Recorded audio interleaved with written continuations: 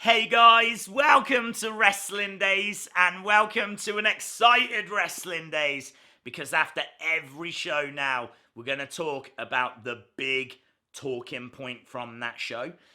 For me, there was a couple here. We could have spoken about the Lana segment. That Lana segment was awful.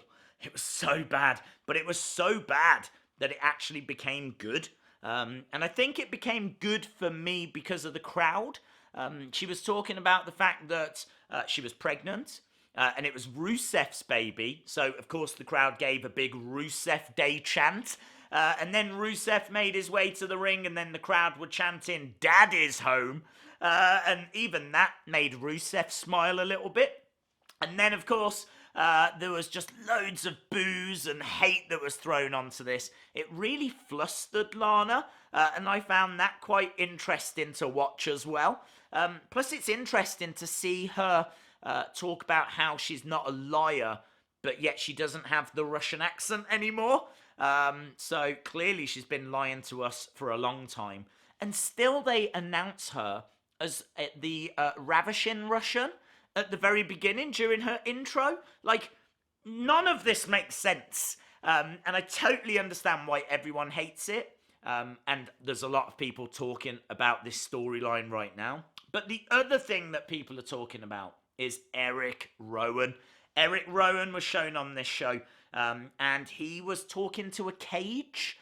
He was talking very lovingly to a cage. It kind of felt like there was a pet inside the cage or something inside that cage that, meant a lot to him.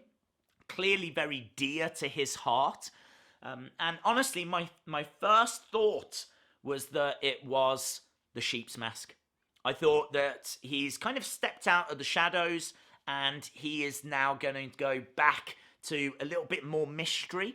And he's talking lovingly to his past, basically. He's talking lovingly to that sheep's mask, and he's going to put that back on. And I could really see that being the reveal. I could really see it being an object rather than a creature. But the only problem is that he actually brings it out later in the show. And Vic Joseph and Jerry the King Lawler both say that the cage moves. They sort of question if it moved. They're like, did it just move? So they're kind of questioning that it moved. But they are both under the impression that it did. Now, of course, if it is a sheep's mask, that's not going to make the cage move. So that now starts making me think, is it an animal? I know there's going to be a lot of speculation. I've already seen on Twitter people talking about the Firefly Funhouse. I don't want him anywhere near that, to be honest. I think he's been there. He's done it. He was part of the Wyatt family. If anything, he's going to be a future victim of the Fiend. I don't see any need now for him to join up with Bray. He's on a different brand. I just don't see the value in it. Could he have kidnapped one of the puppets? Maybe. But how are the puppets going to move without puppeteers? And there's clearly no room for puppeteers inside that cage. I've seen a lot of theories on Twitter. I've seen people saying, is it Liv Morgan? She is not fitting in that cage. Honestly, she's not fitting in that cage. Even if he's gone and got like a severed head made for Liv Morgan or something, how is it going to move? I really am kind of fixated on what the commentators said and questioning about it moving. I really do feel like the reveal is going to be quite flat as well. I think everyone's building this up to be Funhouse connected. I'm not sure it will be. I don't think it will be. I really want him now to stand on his own 2 feet. He kind of stepped out of the shadows of the Wyatt family and the Bludgeon Brothers when he came back and stood next to Daniel Bryan. And now that he's got rid of Daniel Bryan and they've parted ways and he's now on Raw, this is his chance now for his own run, for Erick Rowan to be Erick Rowan.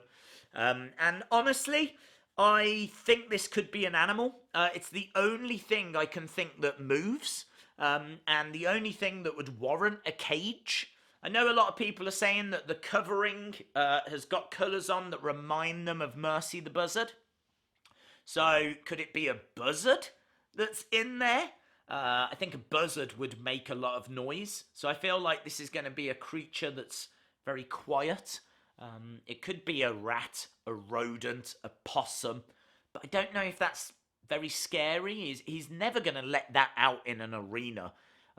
Because obviously it's going to go running around everywhere. So would a giant lizard make more sense? And that is where I'm going. I think if this has moved, then I think a decent sized lizard that he can take out and put on his opponents might just give him a bit of intrigue, might just help him if he is going to now step out on his own. I think that would be something more than a puppet or an object that doesn't move, and also would explain why that cage did move when it was on the commentary table, and might also explain the connections to like Mercy the Buzzard, if they did have an actual creature in there. So yeah, I'm really interested in obviously what direction they're going to go. I do think you have to be very careful in 2019 with animals. I'm not sure it's something he's going to bring down to the ring all the time. I think that's why the covering is on there, because in truth, it can be an empty cage most of the time. It only needs to be that once when he actually reveals what it is, that then you have a creature in there. And then the rest of the time at house shows and everything, it can just be an empty cage. So I do think the way they're doing it is quite clever. I really hope this does lead to him being booked as a solo star and not a return back to the Wyatt family or the return back to the Firefly Funhouse or anything connected to that. I think this is Rowan's time. I think this is Rowan's time to stand on his own 2 feet, and I'm very excited to see what the future holds.